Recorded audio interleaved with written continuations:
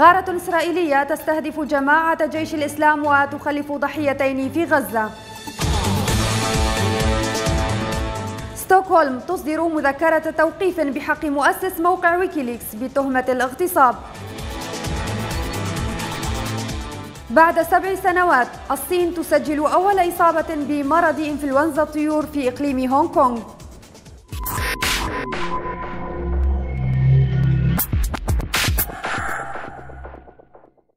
نشرة الأخبار من أكاديمية فوكس الإعلام، أهلا بكم.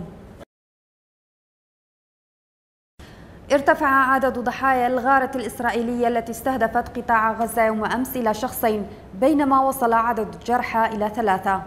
وذكرت مصادر أمنية فلسطينية أن الشقيقين محمد وإسلام ياسين لقيا حتفيهما عندما استهدف صاروخ إسرائيلي السيارة التي كانا يستقلانها وسط القطاع. من جانبه أكد الجيش الإسرائيلي نبأ شن الغارة، مشيرا إلى أنه استهدف مسؤولا في جماعة جيش الإسلام كان يخطط لخطف إسرائيليين في سيناء.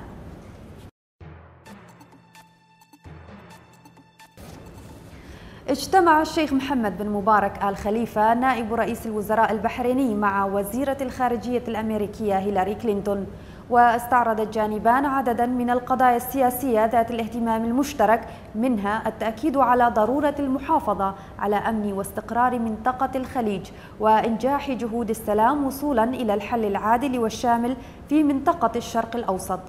وعلى الصعيد الاقتصادي أعرب نائب رئيس الوزراء عن ارتياحه لنتائج اتفاقية التجارة الحرة الموقعة بين البلدين في عام 2006 والتي زادت من حجم التجارة بينهما 25%. برأت محكمة مدنية أمريكية الساحة التنزاني أحمد خلفان غيلاني، أول معتقل في سجن غوانتانامو يمثل أمام محكمة مدنية في الولايات المتحدة، برأته من 285 تهمة من تهم الإرهاب الموجهة إليه حول الدور الذي لعبه في تفجير السفارتين الأمريكيتين في نيروبي ودار السلام عام 1998. ودانت المحكمة غيلاني البالغ من العمر 36 عاما بجريمة واحدة فقط، هي جريمة التخطيط لتدمير أو إلحاق الضرر بالممتلكات الأمريكية باستخدام متفجرات، بينما برأته من التهم الأخرى التي تشمل القتل والتخطيط لارتكاب جرائم قتل. ويواجه غيلاني الآن حكما بالسجن ل20 عاما على الأقل. طلبت ممثلة ادعاء سويدية باحتجاز جوليان أسانج مؤسس موقع ويكيليكس على الإنترنت على خلفية مزاعم تتعلق بالاغتصاب. وكان مكتب ممثلة الادعاء قد بدأ في سبتمبر أيلول الماضي التحقيق في مزاعم الاغتصاب ضد أسانج. من جهته وصف أسانج هذه المزاعم بأنها لا أساس لها من الصحة، وانتقد ما وصفه بالسيرك القانوني في السويد، علما أنه كان يسعى للاستفادة من قوانين حماية الصحفيين الصارمة التي تطبقها. نشرتنا مستمرة وفيها بعد فاصل قصير. الشرطة الإيطالية تلقي القبض على أنطونيو لوفيني بعد 14 عاما من فراره.